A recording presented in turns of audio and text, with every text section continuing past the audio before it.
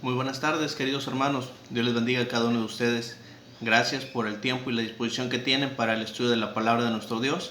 En este día viernes, hermanos, vamos a continuar con nuestro estudio, los Colosenses. Aún continuamos en el capítulo número 2. Así que, hermanos, pues vamos a dar inicio. De antemano, espero en Dios que cada uno de ustedes se encuentre bien.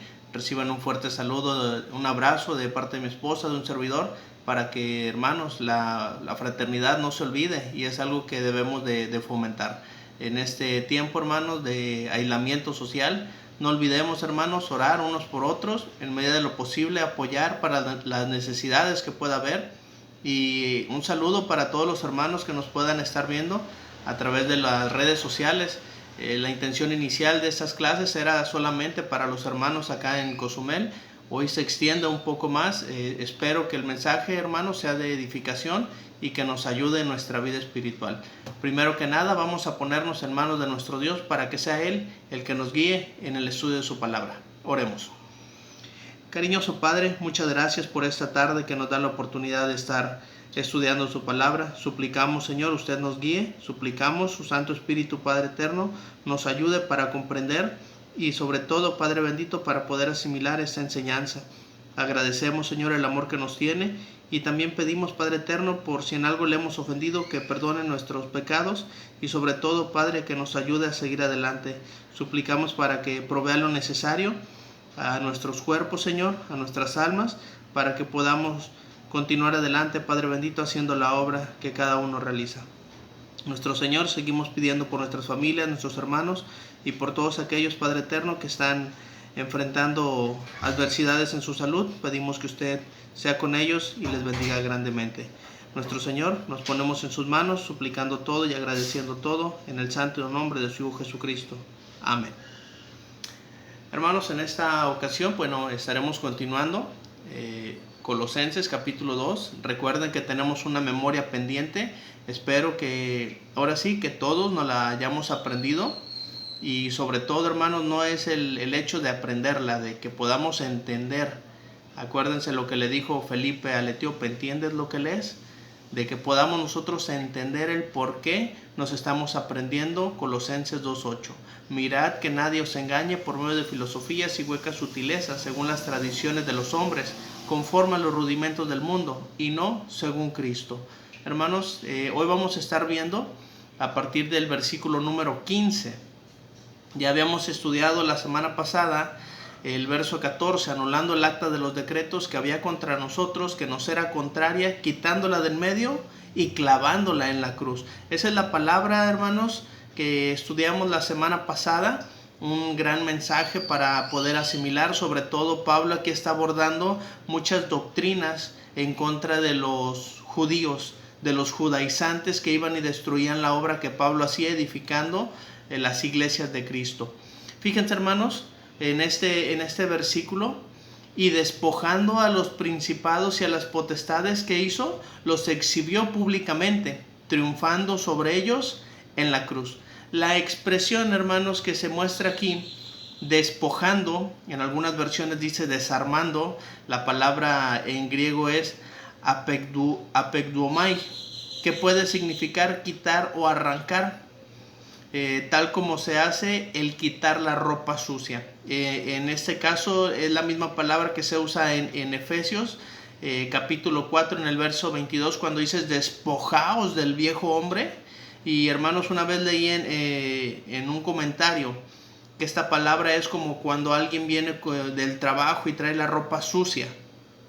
Llega y lo primero que quiere hacer es arrancarse la ropa, es despojarse la ropa.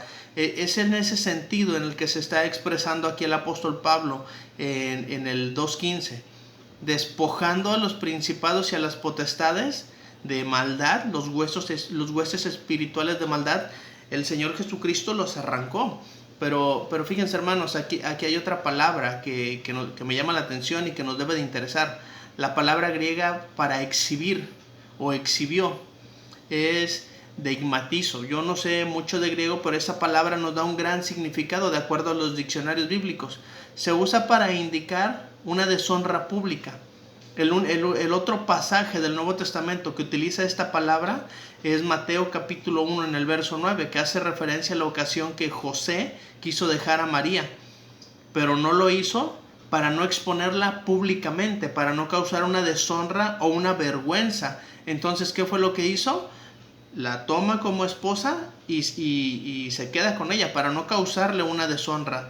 Ya después María le comenta que todo eso es obra de Dios, y que va a traer mucho beneficio, mucha bendición para toda la humanidad, no solamente para ellos como matrimonio. Entonces, esas palabras, hermanos, vienen a enseñarnos a nosotros el propósito de Cristo. No solamente despojó a los principados y potestades, sino que los exhibió públicamente para que fuera una vergüenza. ¿Cuándo sucedió es que Cristo los exhibe y triunfa sobre ellos? Fíjense, hermanos, aquí podemos nosotros entender en el propósito de Cristo al no pecar. En Colosenses, en el capítulo 2, en el verso número 4, les invito a buscar en sus Biblias. Dije Colosenses, ¿verdad? Es 2 de Corintios, perdón. Está en la diapositiva. 2 de Corintios, capítulo 4, en el verso 4 dice lo siguiente: en los cuales el Dios de este siglo cegó el entendimiento de los incrédulos, para que no les resplandezca la luz de la gloria de Cristo, el cual es la imagen de Dios. ¿Qué está ocurriendo aquí, hermanos? Cuando nosotros como creación de Dios resistimos el Evangelio, es que Satanás está obrando, hermanos, en esos principados, en esas potestades, y está gobernándonos. Dice aquí, el Dios de este siglo cegó el entendimiento. Satanás, que tiene potestad sobre la humanidad para poder entrar en la mente, para poder tentarnos, como se conoce como el tentador. El pasaje que está aquí a un lado, Mateo 4, del verso 1 en adelante, después de que Cristo es bautizado por Juan allá en el Jordán, inmediatamente es llevado al desierto para ser tentado por Satanás. ¿Y qué es lo que hace Satanás? Poner piedra, poner tropiezo para que nuestro Señor Jesucristo pecara. Pero Cristo lo exhibió públicamente, demostrando que aún las huestes espirituales de maldad, que los principados, que las potestades, que el mismo Satanás no tiene poder aún sobre Cristo. Cristo lo está exhibiendo, y es el ejemplo, el camino que deja marcado para nosotros, para poder vivir una vida en santidad como la que vivió nuestro Señor Jesucristo. ¿Cómo los exhibe públicamente y cómo triunfa sobre ellos en la cruz? Al limpiarnos a nosotros de pecado. Cuando Satanás, hermanos, quiere perseguir a un cristiano, cuando quiere poner ocasión para que un cristiano caiga, no lo va a hacer por aquella persona que está en el mundo, aquella persona que está manchada de pecado, aquella persona que está contaminado. Decía una hermana, los trapitos sucios ya son de Satanás. Pero ¿qué va a hacer? Sí va a venir por aquellos que nos hemos limpiado de pecado. Sí va a venir por aquellos que hemos sido lavados con la sangre del Cordero. Por nosotros sí va a venir, y es a nosotros a quien va a hacer guerra. Y es a nosotros a quien va a estar ahí, hermanos. Es por eso la lucha que nosotros tenemos. Dice Romanos capítulo 5, el versículo del 6 en adelante: porque Cristo, cuando aún éramos débiles, a su tiempo murió por los impíos. Ciertamente apenas morirá alguno por un justo, con todo pudiera ser que alguno osara morir por el bueno. Mas Dios muestra su amor para con nosotros en que, siendo aún pecadores, Cristo murió por nosotros. Y continúa el apóstol Pablo, vamos a leer hasta el verso 10. Pues mucho más, estando ya justificados en su sangre, por él seremos salvos de la ira. Porque si siendo enemigos fuimos reconciliados con Dios por la muerte de su Hijo, mucho más estando reconciliados seremos salvos por su vida. Hermanos, pues mucho más estando ya justificados en su sangre, por él seremos salvos de la ira. ¿Qué vino a hacer Cristo cuando éramos pecadores? Cuando no merecíamos nada, murió por nosotros. Y es de esa manera que exhibe públicamente a los principados, a las potestades, al decirles que ahora ya no tienen poder sobre nosotros. Ahora sí nosotros debemos de llevar una vida plena, pura, consagrada a la voluntad de Dios, como el ejemplo que nos deja nuestro Señor Jesucristo. Y hermanos, es de esa manera que nosotros también podemos triunfar sobre ellos, ya no sobre una cruz, sino por el que murió en una cruz a causa de nuestro pecado. Él es el que nos da la victoria. Por eso menciona Pablo en Romanos, en Corintios, que somos vencedores, que nos da la victoria, que vamos de triunfo en triunfo, porque Cristo, hermanos, nos ha limpiado del pecado. Y porque ya Satanás, esos principados, esas potestades, ya están exhibidos públicamente, de que no tienen el poder que ellos piensan tener cuando uno se consagra, obedece a la voluntad de Dios, cuando uno es bautizado para el perdón de pecados a través de la sangre de nuestro Señor Jesucristo. Quedaron exhibidos públicamente. Dice también, hermanos, el estudio, cuando los exhibe públicamente, triunfando sobre ellos, al golpear a Satanás. Y esta parte es bien interesante, hermanos, porque lo primero que nos va a recordar es aquella palabra que encontramos nosotros en Juan 11:25. Primero vamos a leer Juan 11:25. Vamos a buscar en nuestras Biblias y dice lo siguiente, hermanos. Juan capítulo 11, el verso 25. Dice el Señor Jesucristo: Jesús les dijo: yo soy la resurrección y la vida, el que cree en mí, aunque esté muerto, vivirá.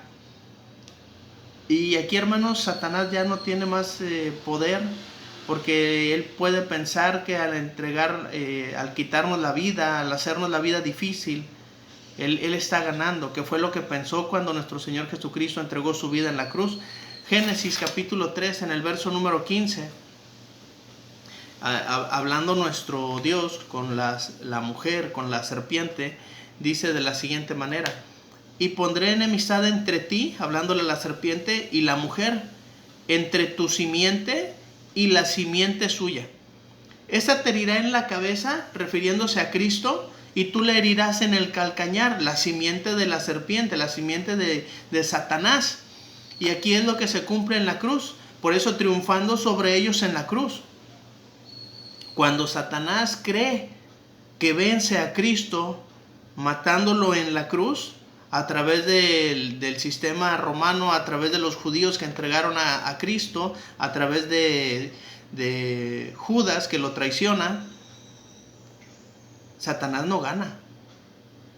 Satanás dice que solamente le hizo una herida en el calcañar a nuestro Señor Jesucristo. ¿Qué sucede al tercer día cuando resucita nuestro Señor, nuestro Maestro? Golpea en la cabeza a Satanás. Y es ahí donde está triunfando nuestro Señor Jesucristo sobre ellos, y dándonos también a nosotros la oportunidad para poder triunfar sobre todas aquellas huestes espirituales de maldad que están rodeando, que están merodeando las regiones celestes, que están buscando a la iglesia para devorarlas. Por eso dice la Escritura: Satanás anda como un león rugiente buscando a quien devorar. Y hermanos, es un león que no va a tener piedad si nosotros no estamos bien armados con la armadura de Dios. Si nosotros no poseemos nuestra espada espiritual para hacerle frente a Satanás. Entonces, hermanos, es por eso que Colosenses nos está dando una gran lección, hermanos. El apóstol Pablo, cuando escribe esto para nuestros hermanos en Colosas, Pablo quiere que los hermanos en Colosas se den cuenta de todo lo que ya ha hecho nuestro Señor Jesucristo. Y fíjense, hermanos, en el verso número 16 dice: por tanto, nadie os juzgue en comida o en bebida, en cuanto a días de fiesta, luna nueva o días de reposo. Por tanto, hermanos, esta palabra, cuando Pablo, hermanos, voy a leerlo desde acá, verso número 16. Cuando Pablo demostró que los decretos de la ley habían sido abolidos y que todas las fuerzas de maldad habían sido derrotadas, el apóstol concluye lo siguiente y dijo a los colosenses que no se sintieran obligados a acatar los decretos, ni a permitir que algunos los obligaran a someterse a tradiciones religiosas hechas por hombres. Y aquí les voy a dar, hermanos, algunas razones que hemos visto en este mismo capítulo número 2 de lo que Pablo ha venido mencionando. Por eso dice: por tanto, Nadie os juzgue en comida, en bebida o en cuanto a días de fiesta, luna nueva, días de reposo. Pablo está diciendo, el único que puede hacer eso es Cristo. Y aquí nos está dando las razones. Dice en el 2.3, todos los tesoros de la sabiduría y del conocimiento están en Cristo. La plenitud de la deidad es Cristo. Los colosenses estaban completos en Cristo. Él es la cabeza de todo principado y potestad. Ese es nuestro Señor Jesucristo. Ellos habían recibido la circuncisión a través del bautismo, una espiritual, solamente a través de Cristo, a través de su bautismo. Ellos habían recibido su circuncisión por el bautismo.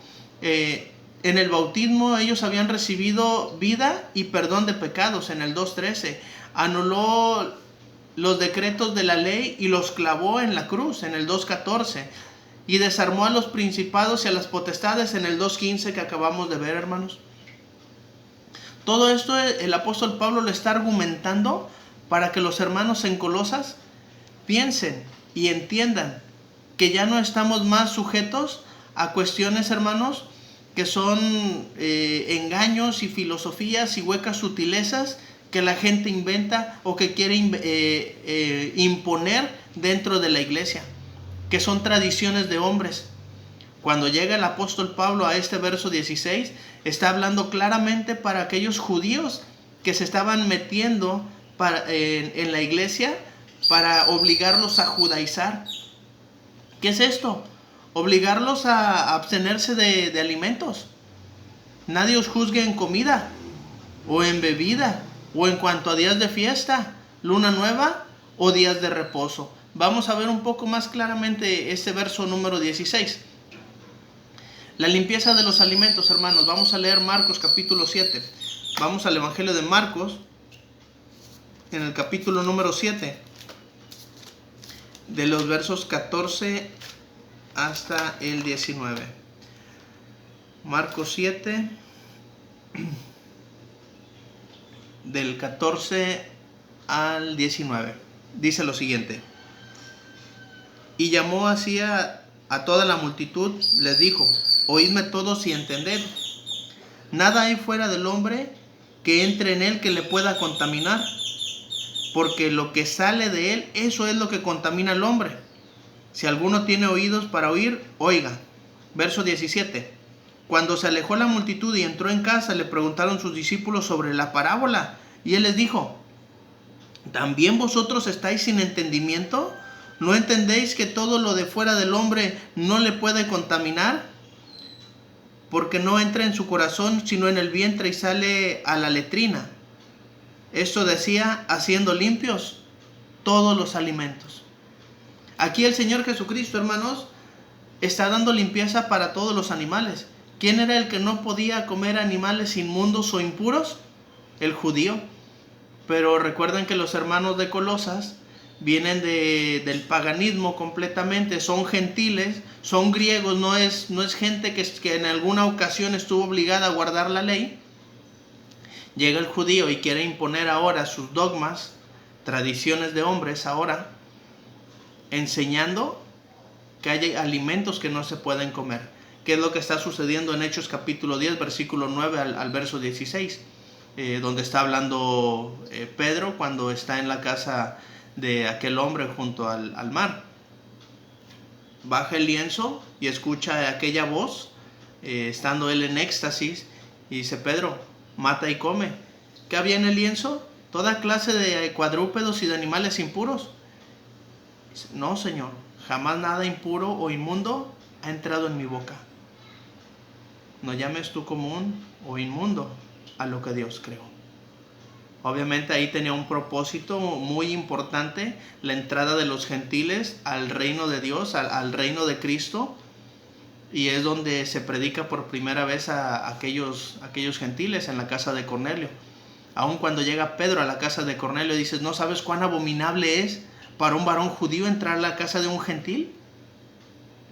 Todavía ellos tenían eso en mente. Pero cuando Pablo está explicando aquí para los hermanos en Colosas, nadie os juzgue en comida, porque Cristo ya ha hecho todo para que se coma con acción de gracias. Mediante la oración queden limpios. para que podamos disfrutar de ellos. Nadie os juzgue en comida o en bebida.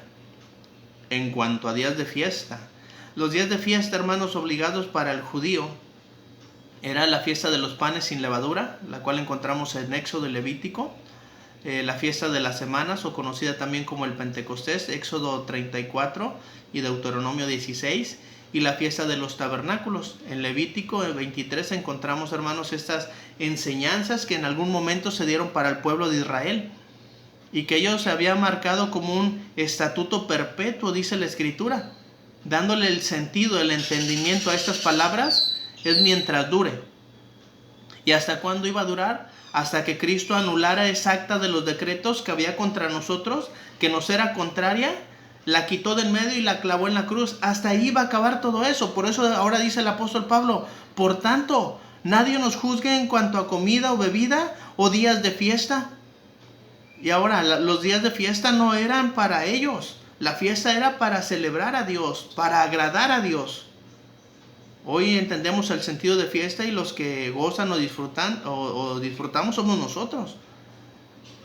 El sentido de fiesta era para agradar a Dios. Dice: nadie nos juzgue ahora en cuanto a los días de fiesta. Luna nueva.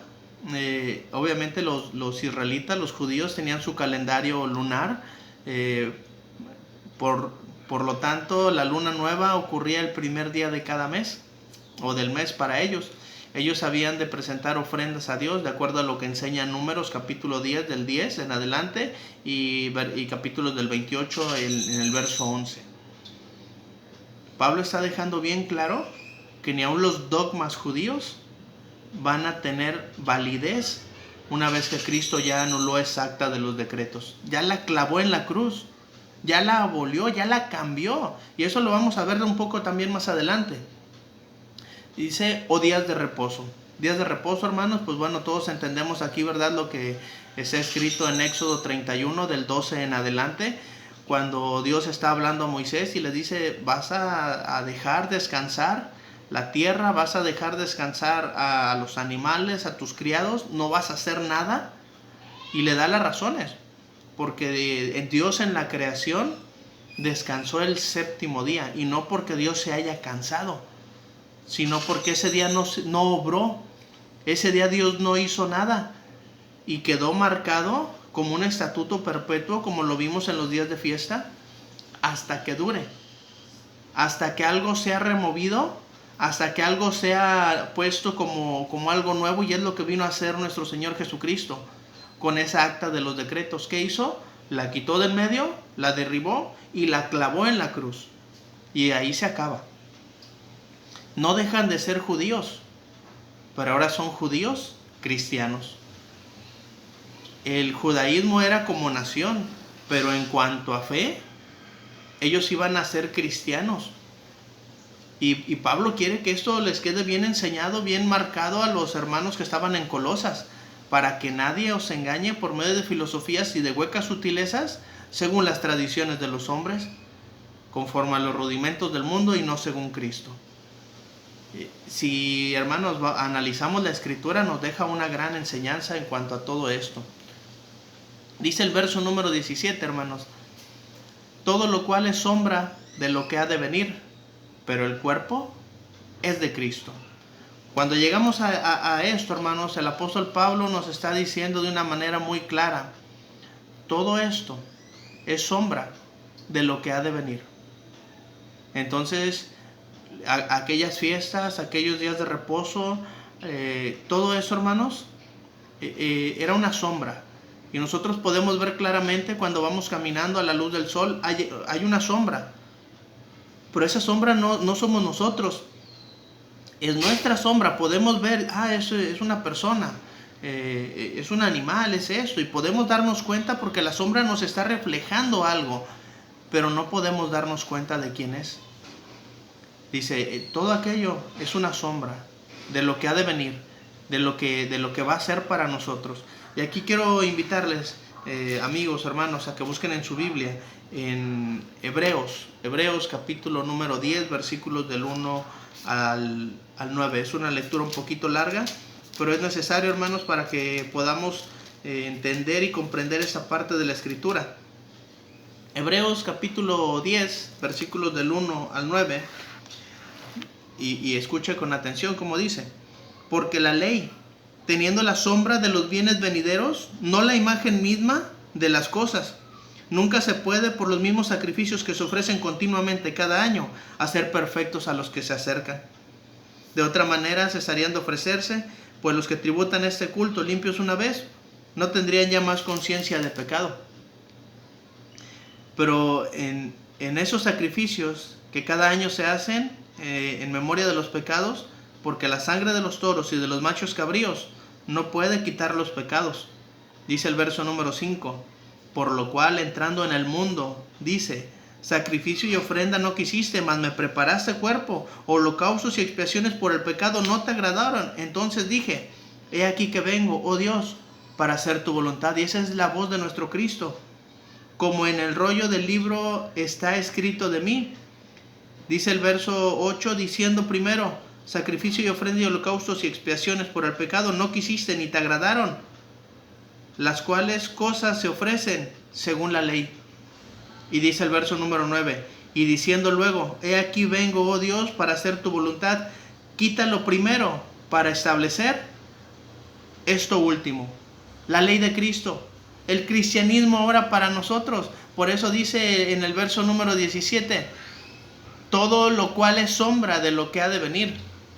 La palabra que se traduce por cuerpo es, en algunas es sustancia, es soma, que normalmente significa cuerpo. Y aquí vamos a leer, hermanos, en 2 Corintios capítulo 3, en el verso 13 al 16, dice lo siguiente: y no como Moisés, que ponía un velo sobre su rostro para que los hijos de Israel no fijaran la vista en el fin de aquello que había de ser abolido. Pero entendiendo de ellos, se embotó, porque hasta el día de hoy, cuando leen el antiguo pacto, les queda el mismo velo no descubierto, el cual por Cristo es quitado, y aún hasta el día de hoy, cuando se lee a Moisés, el velo está puesto sobre el corazón de ellos, porque cuando se conviertan al Señor, el velo se quitará. Fíjense, hermanos, qué importante es conocer la Escritura, detalle a detalle, y que podamos dejarnos guiar por esa palabra. Que ya no tengamos ese velo aquí. ¿Recuerdan lo que leímos allá en 2 Corintios 4? El Dios de ese siglo cegó el entendimiento para que no le resplandezca la gloria del Evangelio de Cristo. A nosotros nos ha resplandecido, ya no tenemos más ese velo. Podemos ver con claridad, ya no vemos la sombra, ahora vemos a Cristo. Y podemos, hermanos, entender que el cuerpo es de nuestro Señor Jesucristo. Efesios capítulo 5, verso 23. Porque el marido es cabeza de la mujer, así como Cristo es cabeza de la iglesia, la cual es su cuerpo, y Él es su Salvador. Así que, hermanos, ahora ustedes y yo pertenecemos al cuerpo de Cristo, pertenecemos a su iglesia. Amigos que están siguiendo el estudio de Colosenses a través de redes sociales, yo les animo, les invito a que busquen la verdad. Dice la Escritura: conoceréis la verdad y la verdad os hará libre. Necesitamos el oír. Necesitamos, hermanos, creer a la palabra oída. Necesitamos arrepentirnos de nuestros pecados. Necesitamos confesar con nuestra boca que Cristo es el Hijo de Dios y que Él es nuestro Salvador. Y necesitamos, hermanos, ser bautizados para perdón de nuestros pecados. Una vez que hayamos hecho eso, vamos a ser añadidos a la iglesia de Cristo. Así que es la iglesia que Él compró. Es la iglesia que ahora es el cuerpo de Cristo. Es la iglesia por la cual Él va a venir. Agradezco la atención prestada a esta clase, esperando que sea de edificación, que sea de bendición y que nos ayude, hermanos, en nuestra vida espiritual para poder entender, hermano, que todo aquello que vivieron nuestros hermanos en Colosas es algo lo cual hoy estamos también expuestos por las doctrinas humanas. Por eso, hermanos, el verso de memoria, que no se les olvide: mirad que nadie os engañe por medio de filosofías y huecas sutilezas, según las tradiciones de los hombres, conforme a los rudimentos del mundo, y no según Cristo. Si vamos a hacer algo, que sea algo de acuerdo a lo que Cristo ha dejado para nosotros, algo de lo que Cristo ha mandado para nosotros. Si me amáis, guardad mis mandamientos, dice la Escritura allá en Juan. Así que, hermanos, Gracias por la atención a esta clase. Y hermanos, sigamos adelante, sigamos orando, confiando siempre en nuestro Dios y obedeciendo a su palabra. Que Dios les bendiga grandemente a cada uno de ustedes.